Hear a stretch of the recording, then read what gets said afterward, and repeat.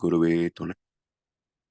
சிந்தனையை, உடல் நலத்தை சீர் அமைத்து உய்வித்த குருவே வாழ்க. வாழ்க வளமுடன், வாழ்க வளமுடன், வாழ்க வையகம். கனடா ஸ்கை யோகா அறக்கட்டளையை சிறப்பாக நடத்தி வருகின்ற ஆன்மீக அன்புள்ளங்கள், குறிப்பாக பேராசிரியர் முனைவர் சிவசங்கரம் ஐயா அவர்கள் மற்றும் இந்த சிறப்பு நிகழ்ச்சியில் தொடர்ந்து கலந்து வருகின்ற அன்பர்கள் அனைவருக்கும் அருட்தந்தை வேதாத்ரி மகர்ஷி அவர்கள் சார்பாக வாழ்க வளமுடன் என்ற வாழ்த்துக்களையும் எனது அன்பு கலந்த பணிவான வணக்கத்தையும் சமர்ப்பித்து, குருவின் குரல் வேதாத்திரிய தொடர் சிந்தனையின் 40ஆம் பாகத்தில் கர்மயோகம் பற்றிய 4ஆம் வகுப்பில் மேலும் சில கருத்துக்களை நாம் சிந்திக்க இருக்கின்றோம். சென்ற வகுப்பிலே மகரிஷி ஒரு கவிதையை சொன்னோம். அதனுடைய விளக்கத்தோடு இன்றைய சிந்தனையை துவங்குவோம். வாழ வேண்டும் என்று எண்ணி மனிதனாக வந்ததில்லை, எனினும் நாம் பிறந்துவிட்டோம். வாழ வேண்டும் உலகில் ஆயுளுள்ள மட்டும், வாழ்ந்தோர்கள் அனுபவத்தை தொடர்ந்து பெற்று வாழவென்ற உரிமை எல்லோருக்கும் உண்டு. வாழ்வோர்க்கு சாதகமாய் வாழ மட்டும் வாழ உள்ளோர் அனைவருமே ஒன்று கூடி வகுத்திடுவோம் ஒரு திட்டம் வளமாய் வாழ. அதாவது, நம்மால் யாருக்கும் துன்பம் வராத வகையில் வாழ்வதற்குத்தான் இயற்கை நமக்கு சுதந்திரத்தையும் உரிமையையும் தந்திருக்கிறதே தவிர, வேறு யாருடைய சுதந்திரம், தேவைகள், உரிமை போன்றவற்றில் தலையிடுவதற்கு இயற்கை நமக்கு பட்டயம் வழங்கவில்லை, அதிகாரம் தரவில்லை. இதை உணர்ந்து வாழ்வதுதான் நிஷ்காமிய கர்மம். அதாவது, எந்த ஒன்றிலும் நான் செய்கிறேன், என்னால் தான் இது நடந்தது என்ற பற்றுதல் இல்லாத வாழ்க்கை முறை நிஷ்காமிய கர்மம். இந்த பக்குவம் எளிதில் வந்துவிடுமா? பல தலைமுறைகளாக பற்றுகளோடே நான் நான் நான் என்று வாழ்ந்த வாழ்க்கையிலிருந்து அவ்வளவு எளிதில் நாம் விலகிவிட முடியுமா என்ற ஒரு கேள்வி வருகின்ற போது, நித்திய கர்மத்தில் நிஷ்காமியத்தை பின்பற்று என்று ஒரு முதல் படிக்கட்டை சுட்டிக்காட்டுகிறது பகவத்கீதை. அதனது நித்திய கர்மத்தில் நிஷ்காமியம். இப்ப நித்திய கர்மா என்பது செய்தே ஆக வேண்டிய கடமைகள். மனிதனாக பிறந்து விட்டோம், செய்தே ஆக வேண்டிய கடமைகள் என்ன? உணவு தவிர்க்க முடியாத ஒன்று, நீர் தவிர்க்க முடியாத ஒன்று, உடல் கழிவுகளை நீக்க வேண்டிய உந்து வேகம் தவிர்க்க முடியாதது, இளமை முதல் முதுமை வரைக்கும் வாழ்க்கை துணையை தவிர்க்க முடியாதது. இப்படி இந்த உயிர் வாழ்வதற்கு தேவையான அடிப்படை செயல்பாடுகள் அனைத்தும் நித்திய கர்மம், செய்தே ஆக வேண்டிய கர்மங்கள். இவற்றிலே ஆன்மீகத்தை இணைக்க வேண்டும். தவ பயிற்சிகளையும் தத்துவ விளக்கங்களையும் நித்திய கர்மத்திலேயே இணைத்துவிட வேண்டும். அப்படி நம்முடைய முன்னோர்கள் இணைத்து இதை வாழ்க்கை நெறியாகவே மக்கள் மத்தியிலே பரவ விட்டிருந்தால் இன்றைக்கு உலகமே சொர்க்கலோகமாகத்தான் இருக்கும். இது பரவலாக கற்றுக் கொடுக்காதது ஒரு குறை, கற்றுக்கொள்ள விரும்பாதது பெரும் குறை. இன்றைக்கு எல்லாமே எளிதில் கிட்டக்கூடியதாகத்தான் இருக்கின்ற உண்மையான ஆன்மீக பயிற்சிகள். அதிலும் குறிப்பாக உலக சமுதாய சேவா சங்கத்தின் மூலமாக நாம் மக்களை வருந்தி தான் அழைத்துக் கொண்டிருக்கிறோம். ஆனாலும் அவர்களுக்கு இங்கே வருவதற்கு நேரம் இல்லை, நாட்டம் இல்லை. அப்போ பெரிய காரணம் என்ன? மக்கள் மத்தியிலே அறம் சார்ந்த வாழ்க்கை மீது நாட்டம் இல்லை என்பதுதானே. சரி, இப்போ வந்து விட்ட பிறகு நம்மை திருத்திக் கொள்ள வேண்டும் என்று ஒரு ஆன்மீக பாதையில் திரும்பிய பிறகு நாம் எடுத்து வைக்க வேண்டிய அடிகள் என்ன? முதல் அடி எங்கே துவங்குவது என்று பார்க்கின்ற போது நித்திய கர்மத்தில் நிஷ்காமிய கர்மம். இதுதான் ஆன்மீகத்தின் துவக்கமே, பக்குவத்தின் துவக்கம். எப்படி என்றால், உடல் நலத்திற்கென்று தானே உணவு சாப்பிடுகிறோம். இன்றைக்கு இங்கே தமிழ்நாட்டிலே பார்க்கின்ற ஒரு பண்பாடுன்னு சொல்லக்கூடாது, சீரழிந்த பண்பாடு, கெட்டுப்போன பண்பாடு என்ன என்றால், சமீபமாக 2 ஆண்டுகளில் உணவகங்களின் எண்ணிக்கையும் மிக பெரும் அளவில் வளர்ந்துவிட்டது. அது மட்டுமல்ல, ஒரு நபருக்கு ரூ. 800 முதல் ரூ. 1000 வரைக்கும் ஒருவேளை உணவுக்கு செலவழிக்கின்ற அளவுக்கு மக்கள் மத்தியிலே ஒரு தீய நாகரிகம் பரவிவிட்டது. மறுபுறம் மருத்துவமனைகளும் பெருகிவிட்டன.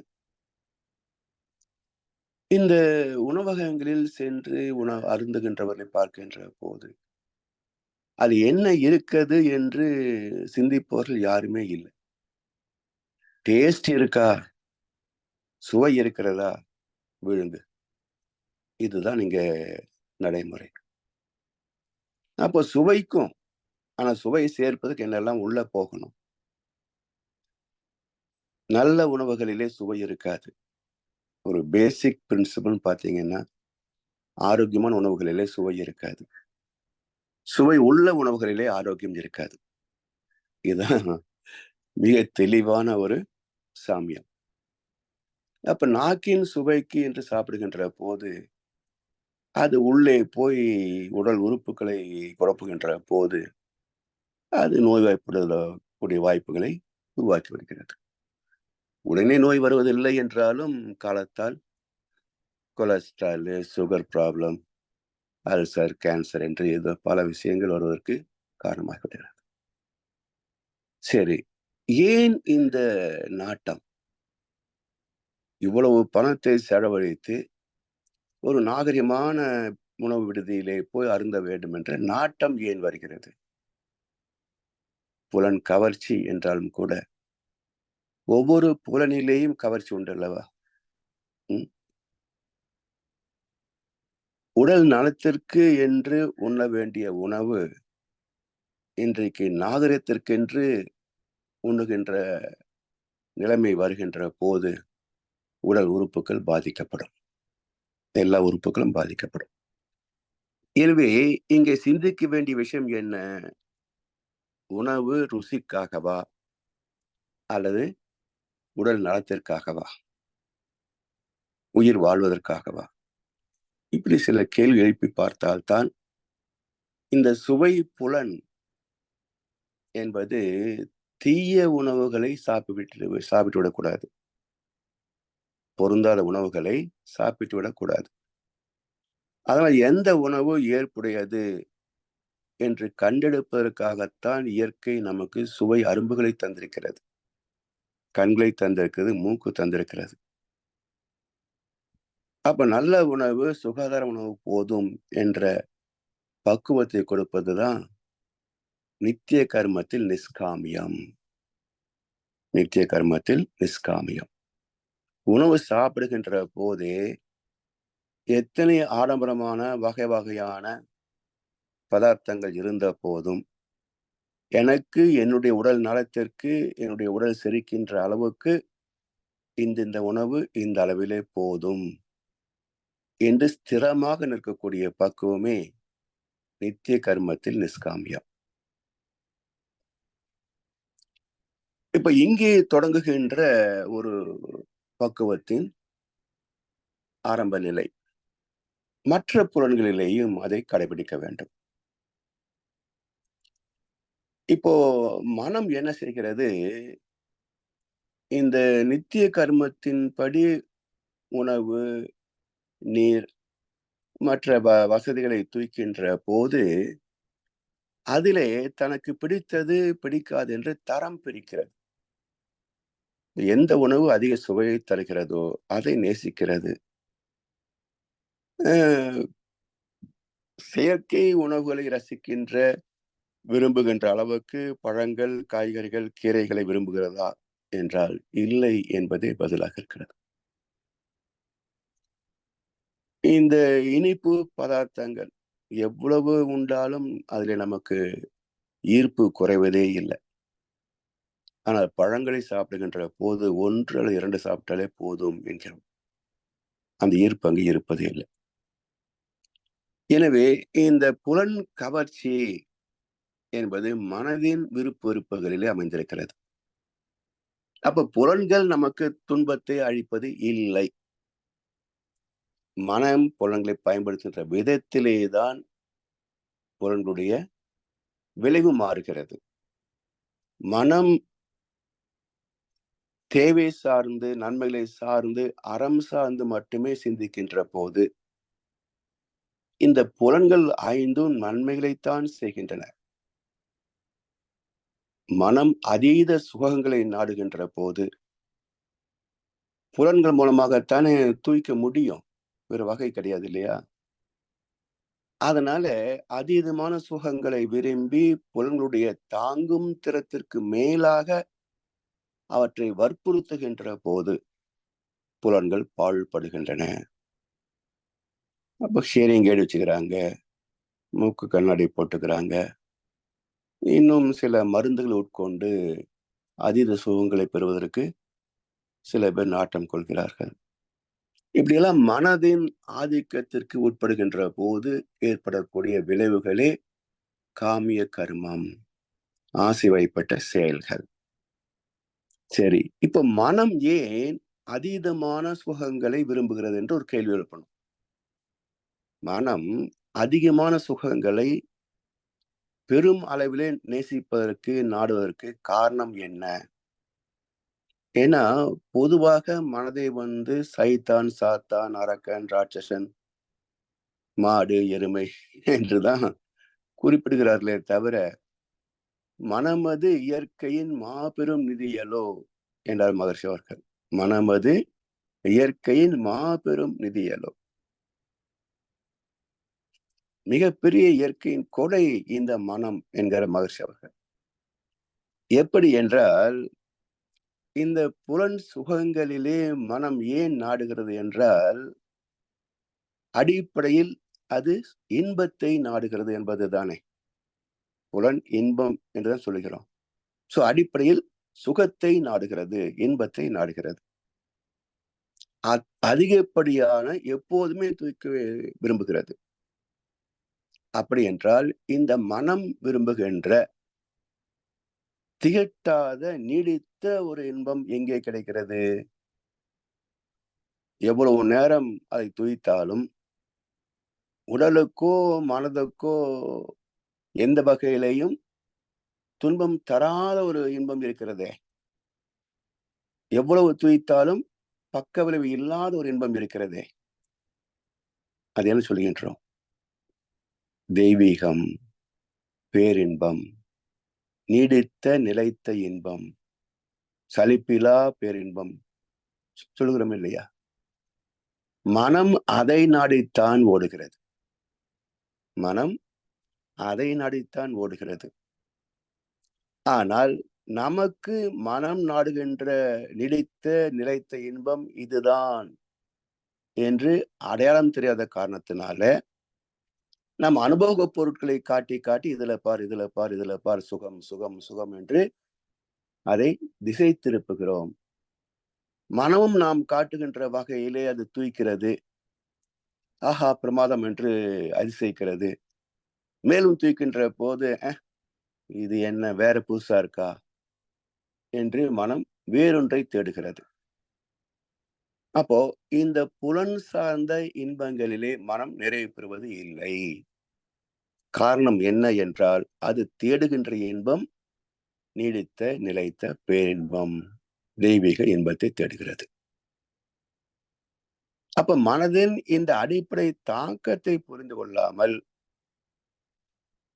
Mind it self is negative force, அது ஒரு சைத்தான், அரக்கன் என்று நாம் அதை நிந்திக்கிறோம். அதனுடைய அசல் காரணத்தை சொன்ன மகான் மகர்ஷி அவர்கள். மனமது இயற்கையின் மாபெரும் நிதியலோ. மனதை தாழ்த்திட மயக்கத்தால் துன்பமே, மனதை உயர்த்திட மட்டிலா இன்பமே. அப்போ இந்த மனதை தாழ்த்துவதும் உயர்த்துவதும் யார்? அறிவு இந்த வேலை செய்யாது, புலன்களுக்கு அந்த திறமை கிடையாது. இப்ப மனதை உயர்த்துவதும் தாழ்த்துவதும் யார்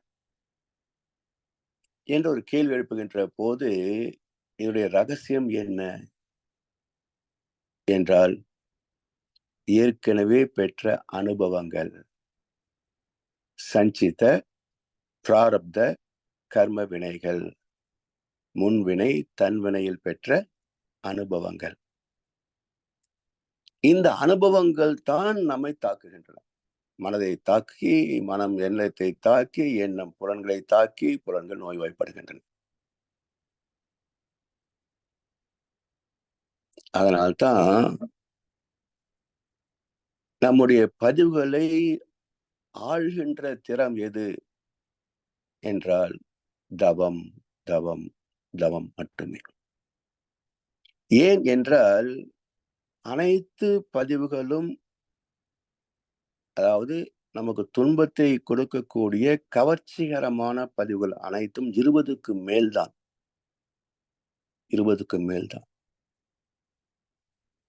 இப்போ திரையரங்குகளிலே மக்கள் கூடுகிறார்கள், அதீதமான சுகத்தை தூக்கிறார்கள். எப்படி? காதை துளைக்கின்ற ஓசை, கண்களை கூச வைக்கின்ற பிரகாசத்தில் அங்கே திரையில் காட்சிகள். இந்த இரண்டும் தாக்குகின்ற போது கண்கள் காதுகள் வழியாக அதிக அளவில் ஜீவாந்தம் செலவாகி உடலில் இருக்கின்ற ஜீவாந்தத்தின் இருப்பை பெரும் அளவிலே குறைத்து விடுகிறது. அதனால் அந்த காட்சி சுவையாக தெரிகிறது. காட்சி முடிந்து வெளியே வருகின்ற போது உடனே உணவகத்தை நாட வேண்டும் என்ற உந்துதல் ஏற்படுகிறது. உடனே ஒரு ரெஸ்டாரண்ட் போய் ஒரு காஃபியாவது சாப்பிட்டா தான் நமக்கு ஒரு புத்துணர்ச்சியே கிடைக்கும். காரணம் என்ன? The energy is depleted. Maximum energy is depleted. So திரை அரங்கிலே அளவுக்கு அதிகமான ஓசையின் காரணமாகவும் வெளிச்சத்தின் காரணமாகவும் நம் உடலில் இருக்கின்ற ஜீவான் சக்தியின் இருப்பு பெரும் அளவிலே குறைந்து விட்டது. அதனால் உடனே அதற்கு ஏதாவது ஒன்று உணவாக உள்ளே அனுப்பி அந்த குறைவை ஓரளவுக்கு சரி கட்டினால்தான் நம்மால் அடுத்த காரியத்தை செய்ய முடியும், வீட்டுக்கே வந்து சேர முடியும். எனவே இதை நாம் புரிந்து கொள்கின்ற போது இந்த திரையரங்கு என்பது எதற்காக நமக்கு அவசியம்? நல்ல கருத்துக்களை தெரிந்து கொள்வதற்காகத்தான் படக்காட்சிகளும் மற்ற சொற்பொழிவு நிகழ்ச்சிகளும். அப்போ தேவையற்ற யூடியூப், வாட்ஸ்அப், ஃபேஸ்புக் என்றெல்லாம் பார்த்து கொண்டிருக்கிறோமே, எல்லாம் பொழுதுபோக்கு மட்டுமல்ல, நம்முடைய ஜீவாந்தத்தை விரயம் செய்கின்ற தேவையற்ற ஊடகங்கள். நல்ல செய்தி எங்கே வருதுங்க? எல்லாமே தெரிந்து நினைவு வைத்துக் கொள்ள முடியுமா? வாட்ஸ்அப்ல பார்க்கிறோம் ஒரு செய்தியை, ஏதோ 1-2 தான் நினைவில் இருக்குமே தவிர 90% நினைவிலே நிற்காது. இதுல வெற்றிக்குத்தான் விஜயகாந்தத்தை விரைவு செய்தோம். இப்படி ஜீவாந்தத்தின் மீது ஒரு கருத்து இருக்க வேண்டும், அதன் மீது ஒரு எச்சரிக்கை உணர்வு இருக்கணும், விழிப்புணர்வு இருக்கணும். எதை செய்தாலும் இது ஜீவாந்தத்தின் செலவும் தன்மாற்றமுமே அனுபவங்கள். Conversion and consumption of biomagnetism is perception. ஜீவாந்தத்தின் செலவும் தன்மாற்றமுமே அனுபவம். இதை புரிந்து கொள்கின்ற போதுதான் நித்திய கர்மத்திலேயே நாம் நிஷ்காமியத்தை பின்பற்றி விடுவோம். எவ்வளவு சுவையான உணவாக இருந்தாலும் இது எனது வயிறு செரிக்கின்ற அளவுக்கு மேல் கூடாது என்ற எச்சரிக்கை வலுவாக இருக்க வேண்டும். அதே போல் திரைப்படத்தில் பார்ப்பது குறைத்துக் கொள்ளலாம். நல்ல கருத்துள்ள திரைப்படங்கள், பொழுதுபோக்கான நகைச்சுவையான திரைப்படங்கள் என்ற வாழ்க்கையில ஒரு என்டர்டைன்மெண்ட் வேணுங்க. ஏன்னா மனதனுடைய வாழ்க்கையில பொழுதுபோக்கு என்ற அம்சம் இல்லை என்றால் மனிதன் பைத்தியமாகி விடுவான். பல வகை துறைகளிலே அறிவும் மனமும் ஜீவாந்தமும் செலவாவதால் மனதுக்கு புத்துணர்ச்சி ஊட்டக்கூடிய கலைகள் அவசியம் என்பதனால்தான் ஆதிகாலம் தொட்டு நுண் கலைகள் என்ற வகையிலே இயல், இசை, நாடகம் என்று 3 துறைகளை வகுத்தார்கள் ஞானிகள். எனவே மனிதனுக்கு களிப்பூட்ட நிகழ்ச்சிகள் வேண்டும். அப்போ இயற்கை காட்சிகளை ரசிப்பது, பக்கத்தில் உள்ள பல இடங்களுக்கு சென்று வருவது என்று இதெல்லாம் மனதுக்கு களிப்பூட்டக்கூடிய அல்லது அந்த டிப்ரெஷன் சொல்கிறோமே, மனசோர்வு, அவற்றிலிருந்து நம்மை விடுதலை செய்யக்கூடிய வகையிலே தான் இந்த என்டர்டைன்மெண்ட்ஸ், பொழுதுபோக்கு விஷயங்கள் நமக்கு அவசியம். ஆனால் அதுவே வாழ்க்கையாக மாற்றிக்கொள்ளக்கூடாது. எப்போது நமக்கு சோர்வு இருக்கிறதோ அப்போது சற்று மனதை புத்துணர்ச்சி படுத்திக் கொள்வது அவசியம், தவிர்க்க முடியாதது. ஆனால் அதற்காக ஒவ்வொரு வெள்ளிக்கிழமை, சனி, ஞாயிறு 3 நாட்களும் கேளிக்கையில ஈடுபடுவது, ஊர் சுற்றுவது, நினைத்த போது பார்ட்டி என்று உணவகங்களிலே போய் கண்டதை சாப்பிடுவது என்று மாதத்திற்கு 10 நாட்களை இப்படி செலவழித்தோம் என்று சொன்னால் இது புத்துணர்ச்சி அல்ல. இதுவே மனவியாதியாக மாறி போகும். இதுவே ஒரு வகை மனவியாதி. எதை பழகுகின்றோமோ அதற்கு பழகுவதுதான் மனதின் இயல்பு. பழக்கம் என்பது பழகுவது. எனவே நிஷ்காமிய நித்திய கர்மமாகிய உடலின் அடிப்படை தேவைகளை நிறைவு செய்கின்ற செயல்பாடுகளிலேயே, அனுபவ பொருட்களிலேயே அதீதமான நாட்டத்தை கொள்ளாமல் அங்கேயே அளவு, முறை என்ற இலக்கணத்தை வகுத்து கொண்டு விட்டோம் என்றால், அந்த இலக்கணத்திலே ஸ்திரமாக பின்பற்றக்கூடிய பக்குவத்தையும் பெற்றுவிட்டோம் என்றால் வாழ்க்கை ஆனந்தம்தான். எந்த வகையில் துன்பம் வராது. எனவே இந்த விருப்பு வெறுப்பு என்பது கர்ம வினைகளின் தாக்கம்.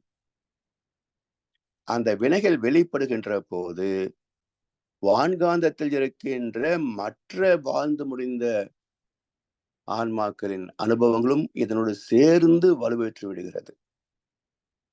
ஒரு ஆசைப்படுகின்ற போது துவக்கத்தில் தான் அது என்னுடைய எண்ணம். தோன்றிய உடனே வான்காந்தத்தோடு கலந்து விடுகிறது. அதனால் அந்த எண்ணத்திற்கு அதீதமான வலு வந்து விடுகிறது. எப்படியாவது அதை துய்த்தே ஆக வேண்டும் என்ற வேகம் வருவதற்கு காரணம் இந்த பூமியின் காந்த களம். அதாவது நீங்க அனுபவத்திலே பார்க்கலாம். சிட்டி லைஃப், நகர்ப்புற வாழ்க்கை எப்போதுமே நாகரிகம் சார்ந்தது, அனுபவங்களை சார்ந்தது. இங்க இருந்து பாருங்க, மனம் எப்போதும் ஒரு நிலையில்லாத, அமைதியில்லாத வகையிலேயே தவித்துக் கொண்டிருக்கும். அப்படியே ஒரு நாள், ஒரு ஞாயிற்றுக்கிழமை கிராமத்திற்கு போவோம். விவசாயம் மட்டுமே பார்த்து கொண்டிருக்கின்ற ஒரு கிராமத்திற்கு போவோம். பச்சை பசேல் என்று அங்கங்கே பயிர்கள் விளைந்து காற்றிலே அப்படியே அசைந்து கொண்டிருக்கும். அதை பார்க்கின்ற போது மனம் நிறைவு பெறுகிறது. இந்த இடத்துல உனக்கு என்ன வேண்டும் என்று கேட்டால் என்ன சொல்லுவோம்? இப்போதைக்கு ஒண்ணும் வேண்டாம், அப்புறம் பார்த்துக்கலாம் சொல்லுவோம். அப்ப நிறை மனதை தருவது எது என்றால் பச்சை பசேல் என்ற பயிர்கள் நிறைந்திருக்கின்ற தோட்டங்கள். அதனால்தான் முனிவர்கள் ஏன் காடுகளுக்கு போனார்கள் என்றால் தாவரங்களுக்கு ஆசைகள் கிடையாதுங்க. அதிகமான ஆசைகள் கிடையாது. எனவே ஒவ்வொரு இடத்திற்கும் ஒரு அலைக்களம் இருக்கும் என்று நாம் சொல்கிறோம் இல்லையா? மகிழ்ச்சியும் பேசுறாங்க. இல்லை, நகர்ப்புறங்களில் வாழ்கின்ற மக்களின் ஆசைகள் அளவுக்கு அதிகமானவை. அதனால்தான் நிம்மதி நாடுகின்ற மக்கள் கிராமத்தை நோக்கித்தான் போவார்கள். நகரம் ஒரு நரகம். நகரம் ஒரு நரகம். ஏதோ ஒரு நாகரிக வாழ்க்கையின் மீது ஒரு நாட்டம், ஈர்ப்பு. ஆனால் நம்மை போல் ஆராய்ந்து பார்க்கக்கூடியவர்கள் இதுல என்ன இருக்கிறது என்ற ஆராய்ச்சியின் விளைவாக பார்க்கின்ற போது, இந்த நரகத்திலிருந்து வெளியே போனால் நாம் நிம்மதியாக இருக்கலாம் என்றுதான் தோன்றுமே தவிர, நகர்ப்புற கவர்ச்சிகளிலே நாம் சிக்குவதில்லை.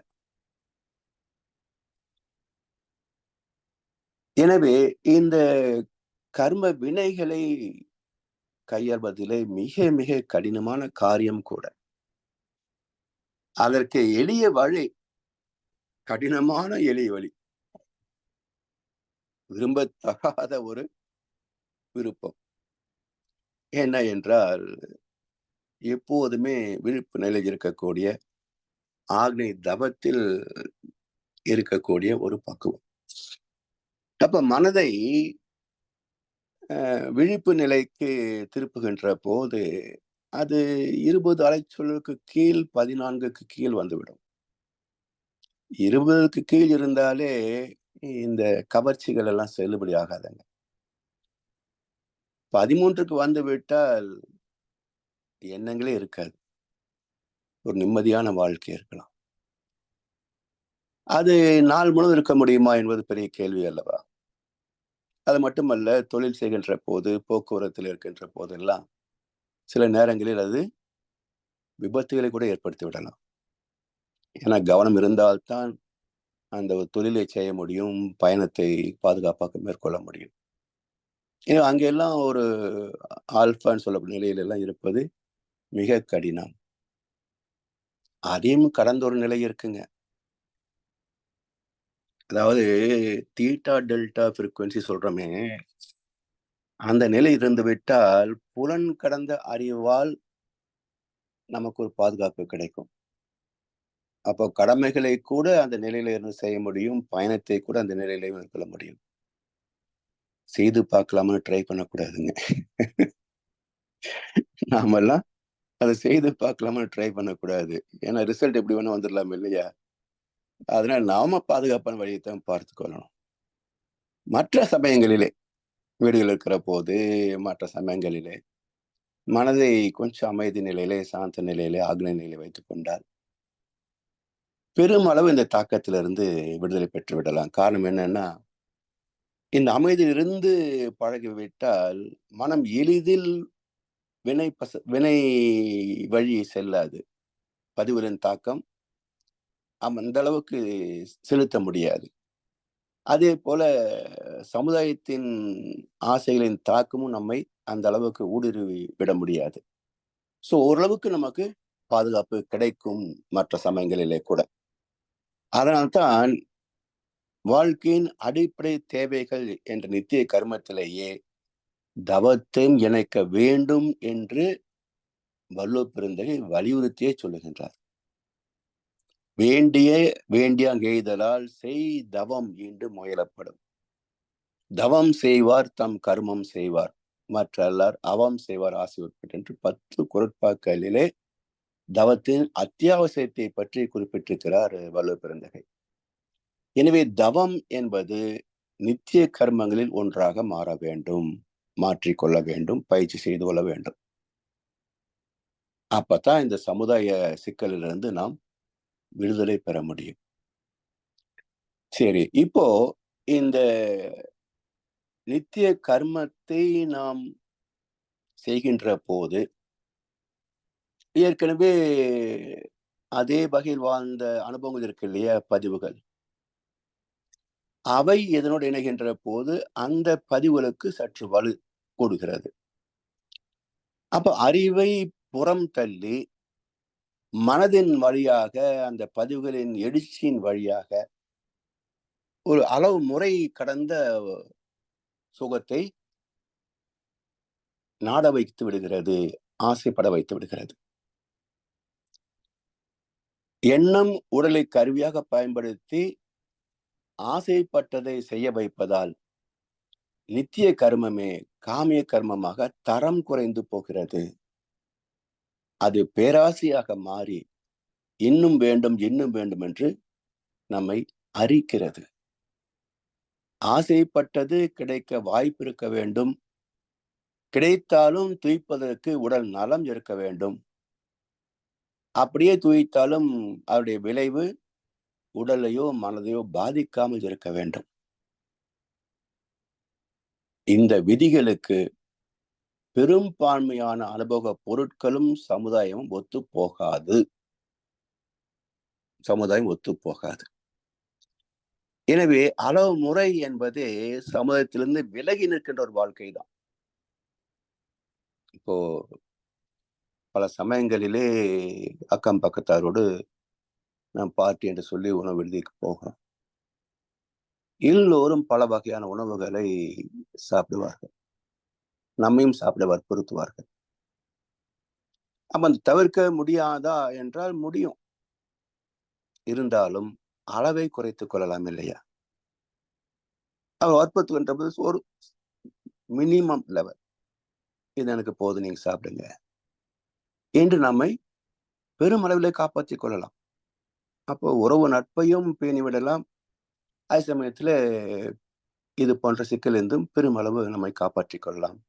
ஏன் என்றால் இது போன்ற சின்ன சின்ன என்ன சொல்றது, பொருந்தா உணவுகளை கூட உடல் செரித்துக் கொள்ளக்கூடிய ஒரு அட்ஜஸ்டிங் பவர் இருக்குங்க.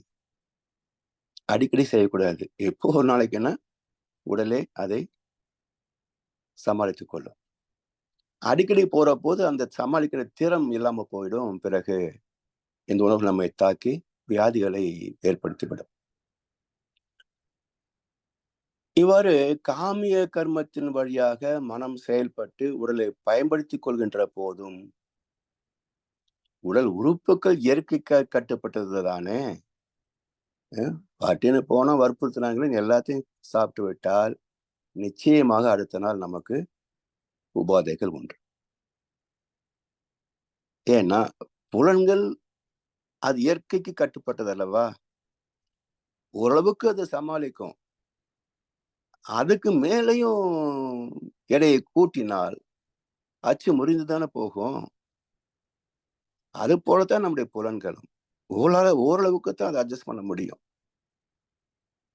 அடிக்கடி அதே போல செய்தாலோ அல்லது ஒரே சமயத்தில் பெருமளவிலே செய்தாலோ அது பாதிக்கப்பட்டுவிடும். அது துன்பத்தை தான் தரும். சரி, இப்போ இன்பத்தை நாடித்தானே மனசே இந்த புலன்களை வற்புறுத்தி செய்ய வைத்தது. அதிலே பாதிக்கப்பட்ட புலன்கள் நோய்வாய்ப்படுகின்ற போது, வலி நோய் என்று வருகின்ற போது புலன்கள் மட்டுமா தவிக்கிறது? மனம் வருந்தவில்லையா? மனம் துடிக்கவில்லையா?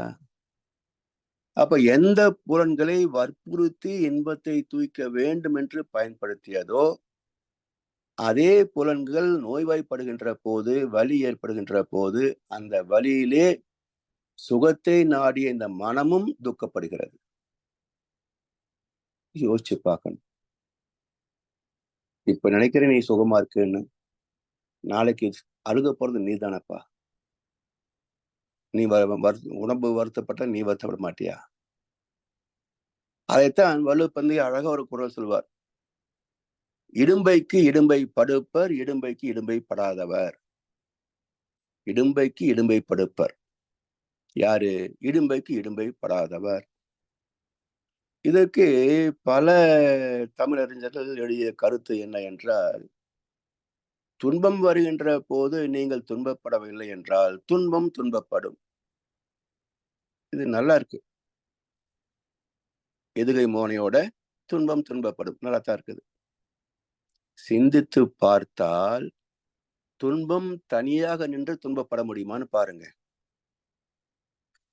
தமிழ் அறிஞர்கள் தான் எழுதியிருக்கிறாங்க விளக்கம். ஆனா அர்த்தம் தான் புரியல. துன்பம் என்பது தனியா நிற்க முடியுமா? உடல் கடந்து தனியா நின்று ஐயோ இவன் வருத்தப்பட மாட்டேன்றான் என்று அது உட்கார்ந்து அழுக முடியுமா? என்ன கருத்து? இதுதான் வள்ளுவர் சொன்னாரா? தமிழ் படிக்கிறோம், ஆனா கிரியேட்டிவிட்டி இல்ல, ஆக்கப்பூர்வமான சிந்தனை இல்லை. அதெல்லாம் ஏதாவது ஒண்ணு எழுதி நானும் திருக்குறள் புக்கு போட்டுட்டேன்னு நிறைய பேர் போட்டு வச்சிருக்கிறாங்க, அவ்வளவுதான். அப்ப வள்ளுவர் சொன்ன கருத்து என்ன? இப்போ ஒரு இனிப்பு பதார்த்தத்தை சாப்பிட வேண்டும் என்று மனம் ஆசைப்படுகிறது. அதெல்லாம் வேண்டாம், சுமாரு என்று அறிவு அதை அதட்டுகிறது.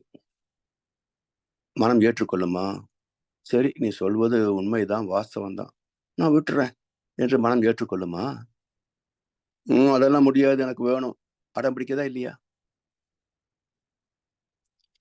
மனம் அடம் பிடிக்கிறது என்று அறிவு மனதுக்கு இடம் கொடுத்தால்,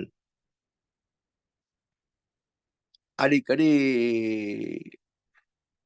உணவகங்களில் போய் இனிப்பு அதிகமாக சாப்பிட்டு, இந்த மசாலா, கொழுப்பு, எண்ணெய் பதார்த்தங்கள் அதிகமாக சாப்பிட்டு ஒரு கட்டத்தில் 30-35 வயது ஆகிற போது அவையெல்லாம் கொலஸ்ட்ராலாக எல்டிஎல்லா மாறி இரத்த குழாய் அடைக்கின்ற போது மருத்துவமனைக்கு போனா பைபாஸ் சர்ஜரி பண்ணணும், ஹார்ட் சர்ஜரி பண்ணணும் என்கின்ற போது வலிக்குமா, வலிக்காதா? துன்பம் ஏற்படுமா, படாதா? துன்பப்படும். அது எவ்வளவு பெரிய துன்பம்? செலவும் அதிகம், வலியும் அதிகம், உயிருக்கும் ஆபத்திற்கு. எவ்வளவு பெரிய துன்பம்!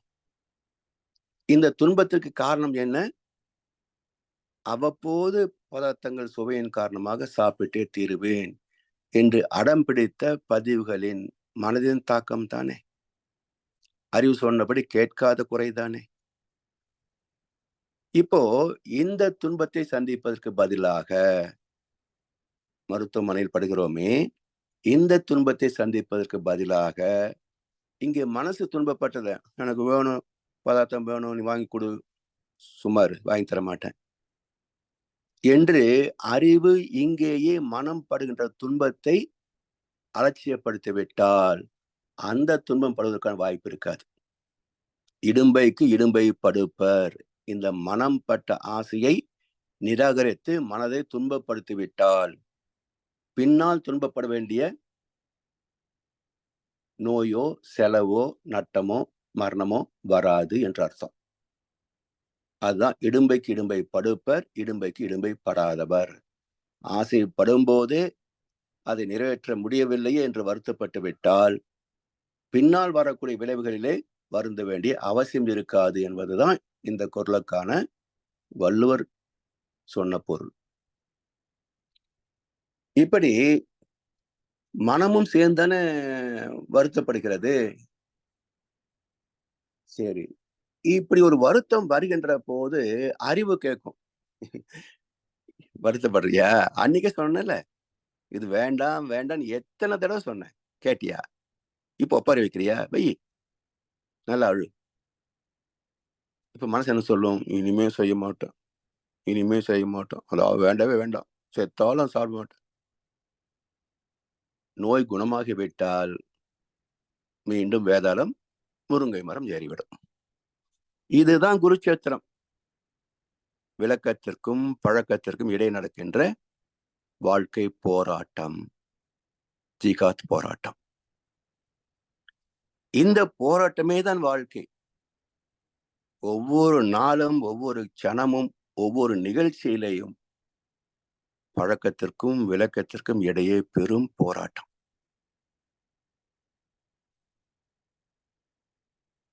இது எல்லாம் தவிர்க்க வேண்டும் என்று சொன்னா வாழ்க்கை என்ன இருக்குன்னு அடுத்த ஒரு கேள்வி கேட்பாங்க. சரி, எல்லாத்தையும் விட்டுட்டு நீ ரொம்ப யோக்கியமா வாழ்ந்துட்ட, என்ன பண்ண போற, நீயும் ஒரு நாள் சாகத்தான் போற என்று மற்றவங்க கேலி பேசுவாங்க. ஒரு நாள் சாகத்தான் போறோம், யாரும் இங்க நிரந்தரம் கிடையாது. ஆனா நோயின்றி வலியின்றி வாழ்ந்து போவது தானே சிறப்பு, இல்லையா? நோயின்றி வலியின்றி சிக்கல் இன்றி வாழ்வது தானே சிறப்பு. அதான் வாழ வென்ற உரிமை எல்லோருக்கும் உண்டு, வாழ்வோர்க்கு சாதகமாய் அமையும் மட்டும். நமக்கும் துன்பம் வரக்கூடாது, மற்றவர்களுக்கும் துன்பம் வரக்கூடாது. அதுதான் சிறந்த பண்பாடு. ஒரு சமுதாயத்தின் சிறந்த பண்பாடு என்பது எது என்றால், தனக்கோ பிறருக்கோ தற்காலத்திலேயோ பிற்காலத்திலேயோ உடலுக்கோ மனதுக்கோ நன்மையே தருகின்ற எண்ணம் சொல் செயல் எங்கே இருக்கின்றனவோ அந்த சமுதாயமே உயர்ந்த பண்பாட்டில் வாழ்கின்ற சமுதாயம். இந்த அனுபவங்களில் வினை பதிவுகளில் மனம் சிக்குவதால் அதை விட அந்த பதிவுகள் தானே எழுச்சி பெற்று மனமாக வருதுங்க, இல்லையா? ஆத்மாவிலிருந்து எழுச்சி பெறுவது மனம். அந்த மன அலைகள் மூளையில் மோதுகின்ற போது எண்ணம். அப்ப மனம் என்பதே பதிவுகள் தானே. கடந்த கால வினை பதிவுகள் தான் மனசு. அதனால்தான் மனதை எப்போதும் ஆராய்ச்சியிலேயே வைத்திருக்க வேண்டும். ஏனென்றால் மனம் என்பது உணர்கின்ற திறம் மட்டும் அல்ல, பதிவுகளின் வெளிப்பாடு. முன்வினை தன்வினை என்ற 2 அடுக்கு வினை பதிவுகளின் வெளிப்பாடுதான் மனம். அப்போ இந்த வினை பதிவுகளிலே ஒழுக்கம் இருந்தது, பற்றின்மை இருந்தது, ஆன்மீகம் இருந்தது என்றால் அவை எல்லாமே நமக்கு நன்மைகளை செய்து கொண்டுதான் இருக்கும். அது இல்லாத போது நம்மை துன்பத்தில் ஆழ்த்திவிடும். எனவே இந்த நித்திய கர்மத்தை செய்கின்ற போதே அங்கே எச்சரிக்கை வேண்டும். காமியம் என்ற ஆசைகளுக்கு இடம் கொடுக்காமல், பேராசையாக மாற விடாமல், எல்லா சம்பத்துகளும் தனக்கே வேண்டும், வேறு யாருக்கும் கிடைக்கக்கூடாது என்ற ஆணவத்தில் சிக்கிவிடாமல், தர்மம் சார்ந்து ஒழுக்கம் சார்ந்து வாழ்வதே நித்திய கர்மா. அதுதான் நித்திய கர்மத்தில் நிஷ்காமியம்.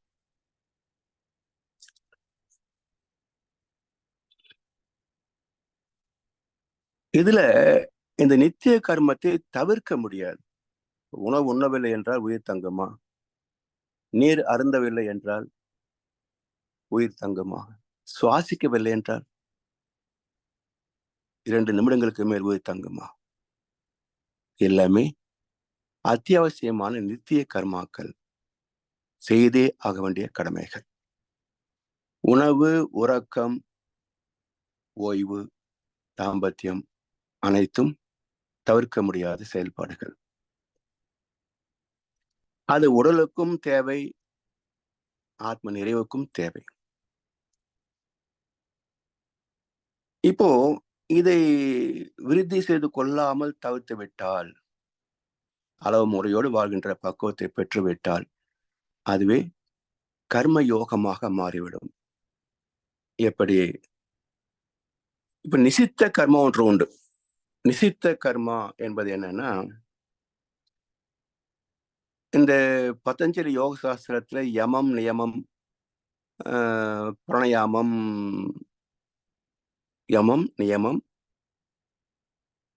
பிராணயாமம், இன்னொருக்கு ஆசனம் பிராணயாமம்.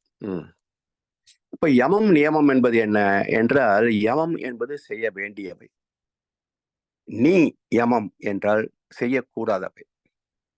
அப்போ தீயவற்றை செய்யாதிருப்பது. இப்ப நித்திய கர்மா என்பது செய்ய வேண்டியதை செய்தாகணும். உணவு, உழைப்பு, உறக்கம், தாம்பத்தியம், எண்ணம் இதெல்லாம் செய்ய வேண்டியவை, அளவு முறையோடு செய்ய வேண்டியவை. நிசித்த கர்மா என்பது செய்யக்கூடாதது, அளவு முறை மீறக்கூடாது என்ற விதிக்கு உட்பட்டது நிசித்த கர்மா. ஏன் இதுல நிசித்த கர்மால செய்யக்கூடாதது என்று சேர்க்கிறோம் என்றால், மது இருக்கு, அளவா குடிச்சுக்கலாம். அப்படி ஒரு இலக்கணம் இருக்கா? இல்ல. போதை வஸ்துக்கள் அளவா பயன்படுத்திக்கலாம், இல்லை. அது முற்றிலும் விளக்க வேண்டியவை. அதே போல நித்திய கர்மம், உணவு, உழைப்பு, உறக்கம், இது அளவு முறையோடு பயன்படுத்திக் கொள்ள வேண்டும், தவிர்க்க முடியாது, அதிகமாகவும் போகக்கூடாது. அப்போ நிசித்த கர்மா என்பது விளக்க வேண்டியவை மட்டுமல்ல, அளவு முறையோடு பின்பற்ற வேண்டியவும் கூட. அப்ப நித்திய கர்மா நிசித்த கர்மா, காமிய கர்மா, நித்திய கர்மத்தில் நிஷ்காமிய கர்மா, அப்புறம் நிஷ்காமிய கர்மா என்று 5 வகையாக கீதையிலே பேசப்படுகிறது. அப்போ செய்ய வேண்டிய கடமைகளை மட்டும் அளவு முறையோடு செய்து கொண்டு செய்யக்கூடாதவற்றை தவிர்த்து விட்டு வாழ்க்கையில நான் என்ற எண்ணம் இல்லாது, நான் செய்கிறேன் என்ற எண்ணம் இல்லாது செய்வதெல்லாமே கர்மயோகமாக மாறும். அதுல நான் என்ற காமம் இருக்காது. எனவே இறைவனே அனைத்துக்கும் ஆதாரமாக இருந்தாலும் பரிணாம மலர்ச்சியில் முழுமை பெற்று அனைத்து சுகங்களையும் துய்ப்பதற்கு மனித உடலால் மட்டுமே சாத்தியம். மனிதரில் தான் தெய்வம் தன்னை அறிந்து சுகமடைகிறது. சுத்த வெளியாக இருந்த வரைக்கும் இன்ப துன்பம் இல்லை. வேண்டுதல் வேண்டாமை இல்லான். பிரபஞ்ச தன்மாற்ற சரித்திரத்தில் இறுதியாக பூத்த அற்புத மலர்லவா மனிதன்.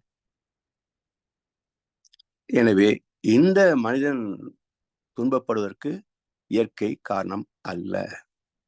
இயற்கை அழுதால் உலகம் செழிக்கும், மனிதன் அழுதால் இயற்கை சிரிக்கும் என்றார் கண்ணதாசன். மனிதனின் அழுகைக்கு காரணம் தெய்வம் அல்ல, இயற்கை அல்ல. எனவே உள்ளதை சொல்லி நல்லதை செய்து வருவது வரட்டும் என்றிருப்போம். கண்ணீர் எல்லாம் புன்னகையாகும், கடமையின் வழியே வாழ்ந்திடுவோம் என்று கண்ணதாசன் இன்னொரு பாடல சொல்வார். இதுதான் கர்ம யோகம். கொண்டு வந்த வினை பதிவிலிருந்து தப்ப முடியாது. மகான்களே விதிவிலக்கு அல்ல, மனிதரை மாத்திரம். எனவே வருகின்ற இன்ப துன்பங்களை சமமாக பாவிக்கின்ற மன பக்குவத்தை தவத்தால், தத்துவ விளக்கத்தால், தவம் வேற விளக்கம் வேற பிரிக்க முடியாதுங்க. விளக்கம் தெளிவானால் தவம் நன்னா வரும். தவத்தில் ஆழ்ந்தால்தான் விளக்கம் தெளிவாகும். இரண்டும் ஒன்றோடொன்று நீக்கமர கலந்தது, பிரிக்க முடியாது. மியூச்சுவலி எக்ஸ்க்ளூசிவ்னு சொல்றவன், ரெண்டையும் பிரிக்க முடியாது. தவத்தோடு விளக்கம், விளக்கத்தோடு தவம். அப்பதான் பக்குவம் பெற முடியும். என்ன பக்குவம்? கடலளவு கிடைத்தாலும் மயங்க மாட்டேன், அது கையளவே ஆனாலும் கலங்க மாட்டேன், உள்ளத்திலே உள்ளதுதான் உலகம் கண்ணா, இதை உணர்ந்து கொண்டேன் துன்பம் எல்லாம் விலகும் கண்ணா என்ற கண்ணதாசன். இந்த உணர்வை பெறுவதற்கு இறை தத்துவமும் இயற்கை விதியும் தெளிவாக ஐயமர கற்று தெளிய வேண்டும். பதிவுகளால் அமைந்த வாழ்வை ஏற்க எல்லோராலும் இயலாதுங்க. தவம் செய்து இறை தத்துவத்தை உணர்ந்து இறை நீதியை மதித்து வாழ்பவரால் மட்டுமே முடியும். மற்றவர்களால் துடிக்கத்தான் முடியும். சிந்திக்கின்ற அறிவு இறைவன் தந்தது. சிந்திக்கின்ற அறிவு இறைவன் தந்த கொடை. சிந்தனையை தூண்டுகின்ற குருவும் இறைவன் அனுப்பி வைத்ததே. சிந்திக்க மாட்டேன் என்று அடம் பிடித்தால் நட்டம் யாருக்குங்க? மக்களுக்குத்தான். அதைத்தான் அவசரப்படுறாங்க. எனவே இன்பம் வருகின்ற போதே கொஞ்சம் எச்சரிக்கையா இருக்கணும். அளவு கடந்த இன்ப துன்பங்களிலேயே வாழ்ந்து கொண்டிருந்தால் வாழ்க்கைக்கு அர்த்தம் இருக்காதுங்க. எனவே சிந்தித்து பார்த்து வாழ்க்கையை மேம்படுத்திக் கொள்ளக்கூடிய பொறுப்புணர்ச்சி வந்துவிட்டால் போதும். ஒவ்வொருவருக்கும் அற்புதமான வாழ்க்கை, சொர்க்கலோகமான வாழ்க்கை சாத்தியமே. அப்படிப்பட்ட வாழ்க்கையைத்தான் மனவளக்கலை சாதிக்கிறது. இந்த பயிற்சிகளை பெற்றவர் பயிற்சிக்கு முன் இருந்த நிலைக்கும் பயிற்சிக்கு பின் வந்த மாற்றங்களுக்கும் மிகப்பெரிய பேதம் உண்டு. ஆனால் இந்த பயிற்சிகளை செய்வதனால் நமக்கு என்ன செலவு, என்ன நட்டம் பாருங்களேன். ஏதாவது செலவு இருக்கா? ஏதாவது நட்டப்படுவதற்காக இருக்கா? அணுவளவும் கிடையாது. ஆனால் பெறுகின்ற பெறப்போகின்ற நன்மைகளோ ஏராளம். எத்தனை ஆயிரம் ஆயிரம் இன்பங்கள் இவ்வுலகெங்கும் பேரண்டம் முழுவதும் அத்தன் அருளாட்சியாக நிறைந்து உள்ளான். அறிவை விரித்து அனைத்தும் துய்த்து இன்பமுற அன்பர்களே வாரியர் என்று அன்போடு கருணையோடு அழைக்கிறார் மகர்ஷி அவர்கள். திரும்பி பார்க்கத்தான் மக்களுக்கு நேரம் இல்லை. பொருள் சார்ந்த உலகத்தில் உடல் சார்ந்த சுகங்களே வாழ்க்கை என்றிருக்கின்ற மக்களுக்கு, பொருள் சார்ந்த உலகத்தில் உடல் சார்ந்த சுகங்களே சாஸ்வதம் என்று நம்புகின்ற மக்களுக்கு அருள் சார்ந்த சுகமான அற்புதமான வாழ்க்கை உள்ளது என்று வாழ்ந்து செழித்தவர்கள் நமக்கு சொல்கிறார்கள். கேட்கணுமே. இதை கவிஞர் வாலி ஒரு பாடல சொல்வார். இருட்டினில் வாழும் மனிதர்களே கொஞ்சம் வெளிச்சத்தில் வாருங்கள். நல்லவர் உலகம் எப்படி இருக்கும் என்பதை பாருங்கள். எத்தனை காலம் மனிதன் வாழ்ந்தான் என்பது கேள்வி இல்லை. அவன் எப்படி வாழ்ந்தான் என்பதை உணர்ந்தால் நம் வாழ்க்கையில் தோல்வி இல்லை. அப்போ வாழ்ந்தோர்கள் அனுபவத்தை தொடர்ந்து பற்றி என்று சொன்னாரே மகரிஷி, அதுதான் இது. யார் வெற்றிகரமாக சுகமாக வாழ்ந்து முடிந்தார்களோ அவருடைய அனுபவங்களை தொடர்ந்து பற்றி கொண்டால் நம்முடைய வாழ்க்கையும் சுகமாகத்தானே அமைய முடியும். எனவே இப்படிப்பட்ட ஒரு மகான்களின் அழைப்பை காது கொடுத்து கேட்பதற்கு மக்களுக்கு நாட்டம் இல்லை என்பதை பைபிள் சொல்கிறது. இவர்கள் கண்கள் இருந்தும் காணாதவர்களாய், காதுகள் இருந்தும் கேளாதவர்களாய், இருதயம் இருந்தும் உணர்ந்து மனம் திரும்பாதவர்களாய், நான் இவர்களை ஆரோக்கியமாக்காமலும் இருக்கும்படியாக இவருடைய இருதயம் கொழுத்து கிடக்கிறது. இந்த கொழுப்பெல்லாம் கரைஞ்சாதான் ஆன்மீகத்தின் பக்கம் வருவோம். பணக்கார கொழுப்பு, அதிகார கொழுப்பு, புலன் நாட்டத்திலே கொழுப்பு, இதெல்லாம் கரைஞ்சாதான் அப்போ கேட்பான், சார் நான் தவம் பண்ணி கற்றுக்கிறேன் சார். ஏன் சார்? பிபி கண்ட்ரோல் பண்ண முடியல சார், ஏறுது இறங்குது ஏறுது இறங்குது. டாக்டர் தவம் பண்ண சொன்னாங்க. இப்போ தவம் பண்ணி என்ன பண்ண போற? இப்போ தவம் என்ன பண்ண போற? தவம் என்றால் என்ன என்று புரிந்து கொள்வதற்கே சில ஆண்டுகள் ஆகும். தவத்தை செய்வதற்கு சில ஆண்டுகள் ஆகும். நீ சாகர நேரத்துல இப்ப தவம் கத்துக்கிறேன்னு சொன்னா எப்படி கத்துக்க முடியும்? முதல்ல உன்னுடைய பிபி ஏறினதுக்கான காரணங்கள் என்னன்னு தெரிஞ்சு அதை முதல்ல சரி பண்ணு, அப்புறம் தவம் பண்ணலாம். எதையும் விடுவதற்கு தயார் இல்லைங்க. நான் பலவரை இன்டராக்ட் பண்ணும்போது எதையும் விடுவதற்கு தயாராக இல்லை. ஆனா தவம் பண்ணணும், பிபி சரியா போகணும். எப்படி போகும்? அதாவது கொதிக்கிறத சரி பண்ண சொன்னா எரியதை போடுங்கன்னா கொதிக்கிறத அடங்கும் சொல்லுவாங்க இல்லையா? அப்ப எரிய தணலை மூட்டி கொண்டே கொதிக்கிறது அடக்கணும்னு சொன்னா எப்படி அடக்க முடியும்? அப்ப உள்ளே ஆசைகள் கோபதாபங்கள் எல்லாம் எரிஞ்சுக்கிட்டு இருக்குது. நீ தவம் பண்ணி கொதிப்பு அடக்கணும்னு சொன்னா எப்படி அடக்க முடியும்? முதல்ல எரியதை பிடுங்கினா தானே கொதிக்கிறது அடங்கும். இல்லைங்க, அது அப்படியே இருக்கட்டுங்க. நீங்க கொஞ்சம் தவம் கத்துக்கிடுங்க. இது போன்ற ஒரு வேடிக்கை மனிதர்கள் எல்லாம் மாற்றங்களையும் நாம் பார்க்கத்தான் செய்யறோம். எனவே மகாகவி பாரதியார் என்ன செய்யறாருன்னா, இந்த மனித வாழ்க்கையில் இவ்வளவு அவஸ்தை இருக்கேன்னு சொல்லி அவர் ஒரு வேண்டுதல் வைக்கிறார் பராசக்தி இடத்துல. தாயே பராசக்தி, அனைத்து உயிர்களையும் நீதான் படைத்தாய், மனிதர்களையும் நீதான் படைத்தாய்.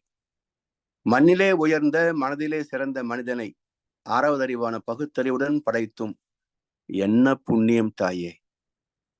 அறிவில் உயர்ந்து இறைவனோடு கலந்து பேரின்பத்தை தூய்க்கவா என்று எனது அறிவு மேலே இழுக்க, மெய்வாய் கண்மூக்கு செவி என்ற ஐம்புலன் சுகங்களில் மனம் நிறைவு பெறாமல் இன்னும் வேண்டும் இன்னும் வேண்டும் என்று கீழே இழுக்க, இந்த திருசங்க சொர்க்கத்திலேயே என்னை விட்டு விட்டாயே.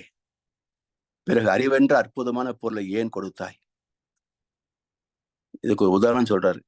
இசை புலமை படைத்த வித்வான் தஞ்சையில் செய்த அற்புதமான வீணையை மீட்டாமல் அதை தூக்கி தரையிலே அடித்து உடைத்து விட்டால் என்ன பயன்? இதுபோல் ஆறறிவோடு படைக்கப்பட்ட என்னை ஐந்தறி விலங்கு போல் வாழ விட்டு விட்டாயே. எனவே உன்னிடத்தில் நான் என்ன வேண்டுகிறேன் தெரியுமா?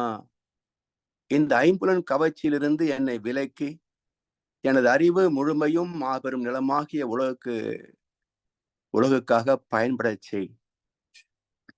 உறுதி சொல்லடி சிவசக்தி, என்னை காப்பாற்றாமல் தண்டச்சோறாக பூமிக்கு பாரமாக விட்டு விடுவாயா? இந்த கருத்துக்கு என்ன பாடல் சரிங்களா? நல்லதோர் வீணை செய்தே அதை நலம் கெட புழுதியில் எறிவதுண்டோ.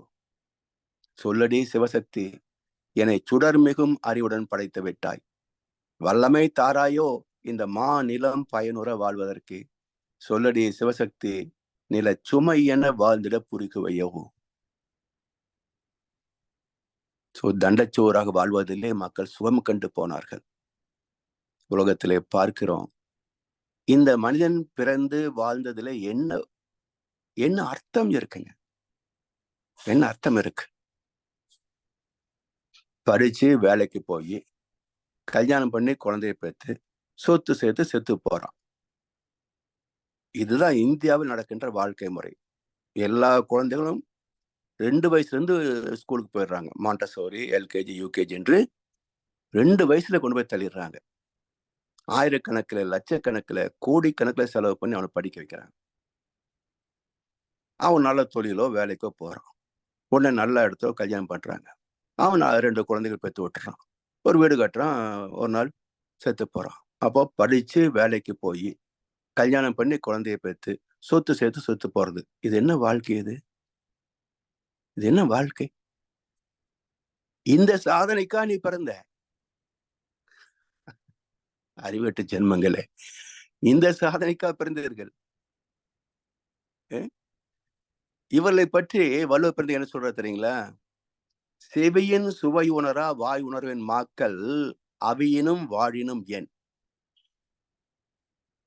ஞானிகள் சொல்லக்கூடிய நல்ல கருத்துக்களை கேட்டு தன்னை திருத்திக் கொள்ளாமல் நாக்குக்கு அடிமையாகி புலன்களுக்கு அடிமையாகி வாழ்கின்ற இந்த மனிதன் இருந்தால் என்ன, செத்தால் என்ன என்று வள்ளுவர் கேட்கிறாருங்க. நெஞ்சு பொறுக்கதில்லையே இந்த நிலைகட்ட மனிதனை நினைந்து விட்டான் நூந்து கொண்ட பாரதியார் கடைசியில என்ன சொன்னார் தெரியுங்களா? வேகாத மனம் கொண்டு கழித்து வாழ்வேன், மேதினியில் எது நடந்தால் எனக்கு என்ன என்று.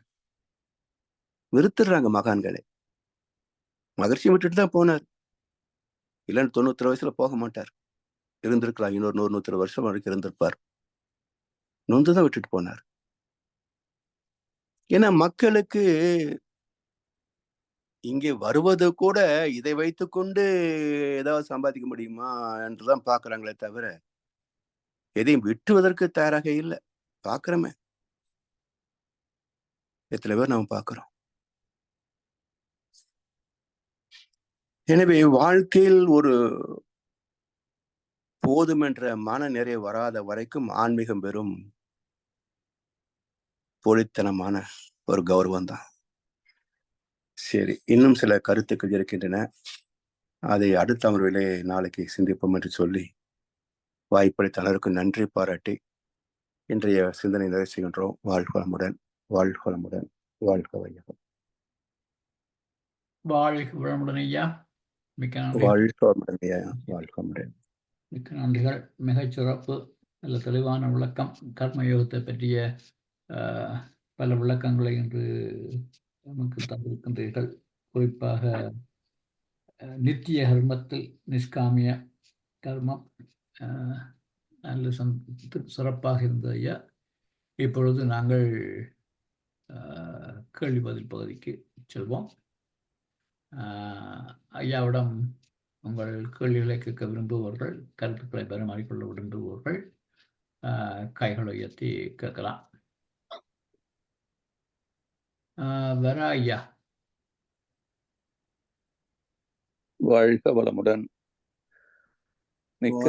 ஐயா. வாங்க வாங்க. மன்னிக்கணும் ஐயா, நான் சென்னையில இருந்தப்போ கொஞ்சம் மனைவிக்கு உடம்பு இல்லாதனால அதை கவனிக்க வேண்டியிருந்தது.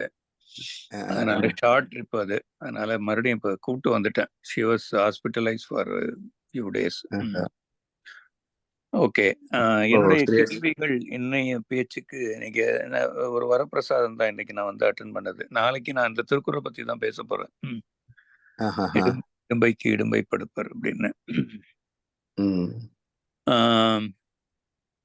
எனக்கு இன்னொரு விளக்கம் இன்னொரு தடவை சொல்லணையா? இடும்பைக்கு இடும்பை படுப்பர்ன்றது இடும்பைக்கு இடும்பைப்படாதவர், அது புரியுது.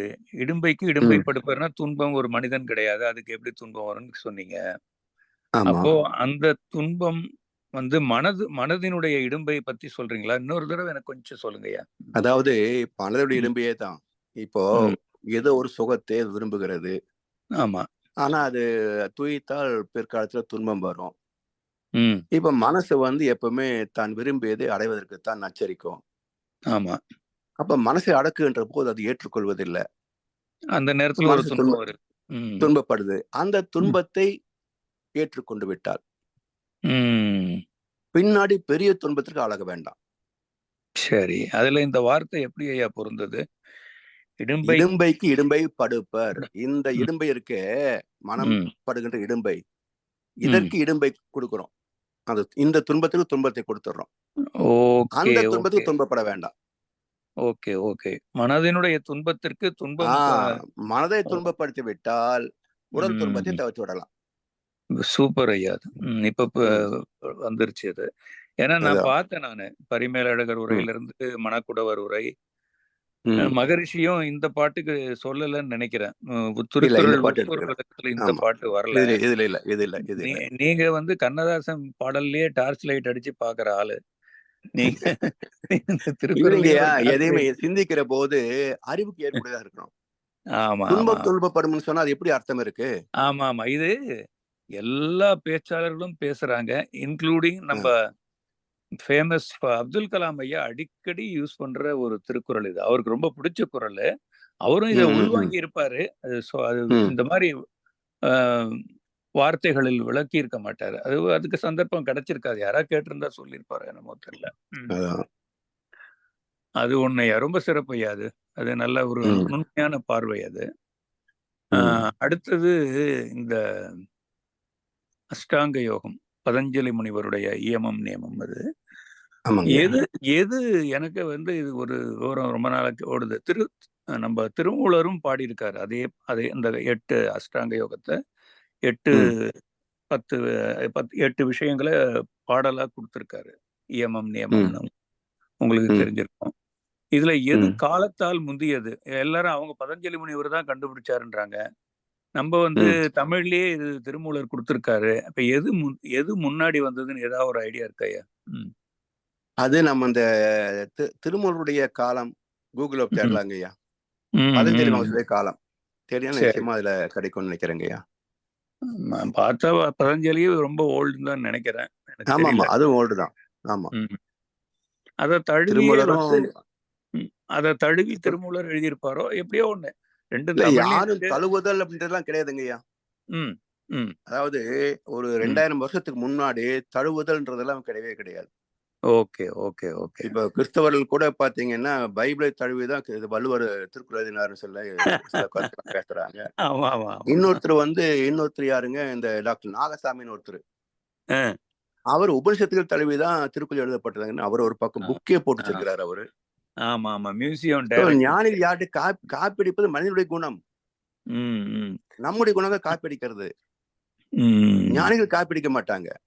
அதான் ஒரு ஆங்கிலத்துல ஒரு ப்ராவர்ப் இருக்கு. என்னுடைய சேல்ஸ் மேனேஜர் ஒரு மீட்டிங்ல கான்டெம்பரரிஸ் ஆல்வேஸ் டிஃபர் அப்படின்னுவாரு. அப்புறம் நான் உடனே எழுந்து கிரேட் மென் திங்க் அலைக் அப்படின்னு சொன்னேன். ஸோ கிரேட் மென் திங்க் அலைக்னா அது காலத்தால் எந்த காலன்றதெல்லாம் முக்கியம் கிடையாது, எல்லாம் ஒரே மாதிரி சிந்தனை தான் இருக்கும். சாக்ரட்டிஸ் சிந்தனை செய்ததை திருவள்ளுவர் இங்க வடிச்சிருக்காரு. பெயக்கண்டு நஞ்சுன்று அமைவர்.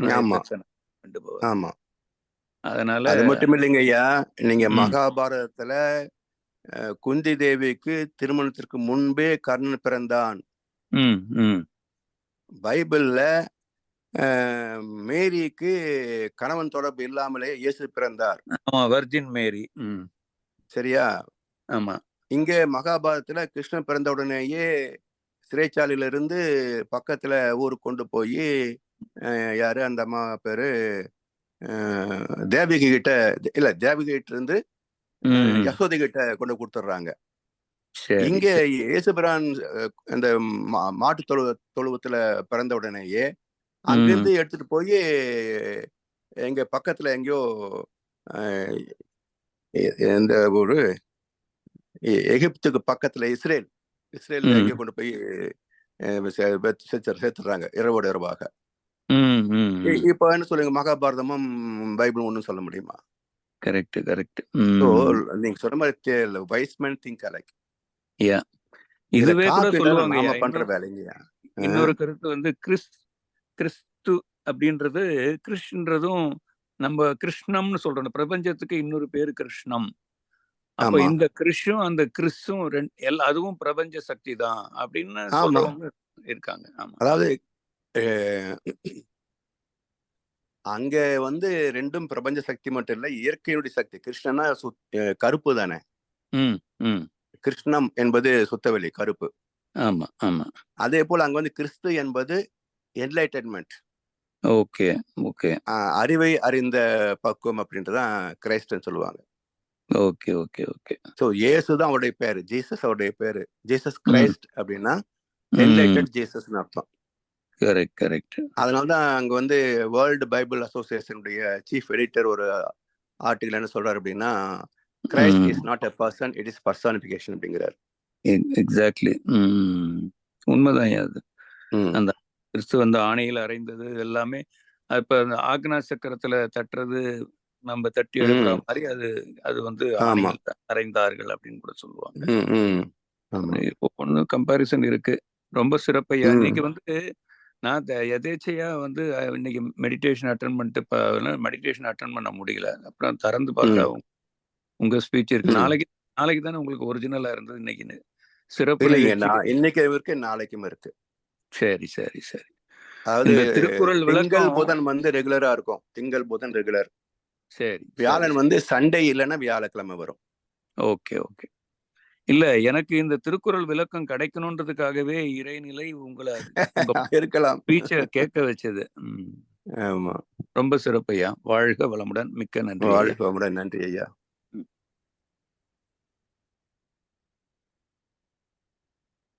வாழ்க வளமுடன்.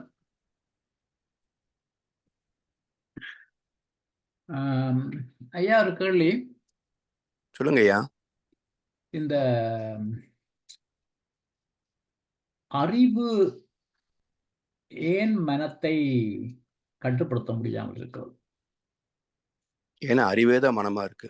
அறிவே தான் மனமா இருக்குது. ஆனா இந்த மனம் இந்த பதிவுகளால அதாவது அறிவு வேறு மனம் வேறு இல்லைங்கய்யா.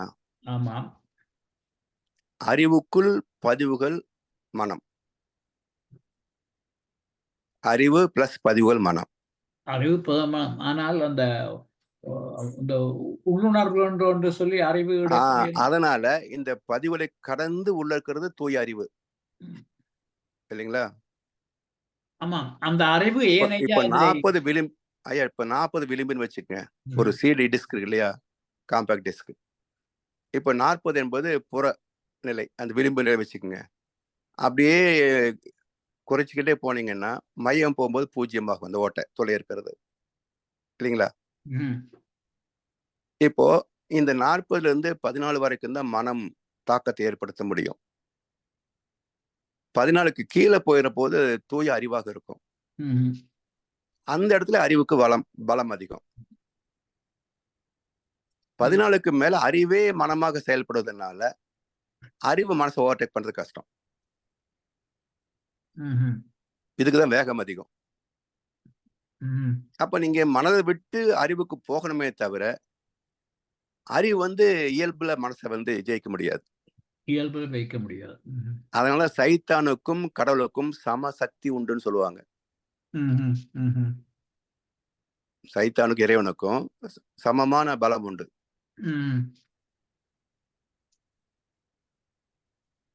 சமமான பலம் உண்டு. அப்ப அந்த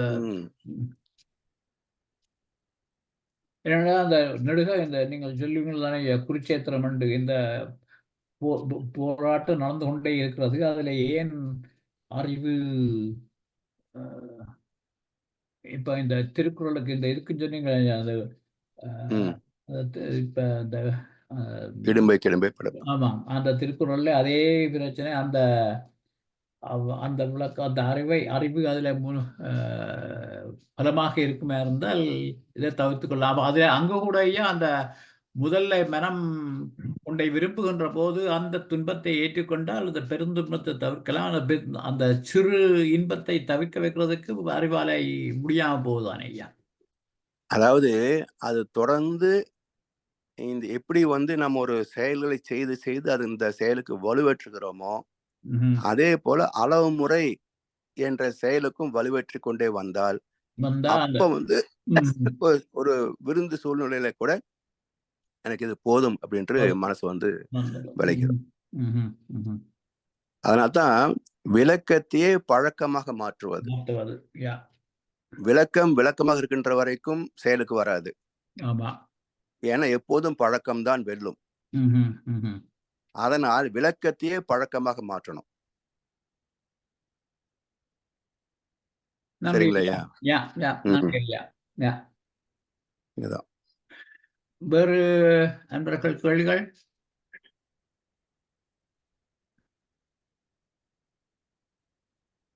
இல்லை ஐயா, நாங்கள் இத்துடன் நிறைய செய்து கொள்ளலாம். ஐயா,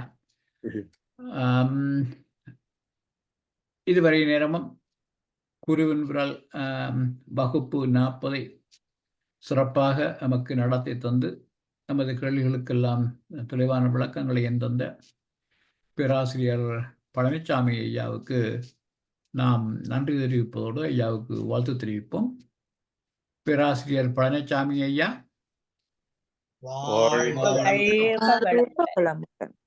அவரது உடல் நலம், மனவளம், பொருளாதார வளம், அவர்தம் அன்பு குடும்பம், அவரது வேதாத்திரிய தொண்டு,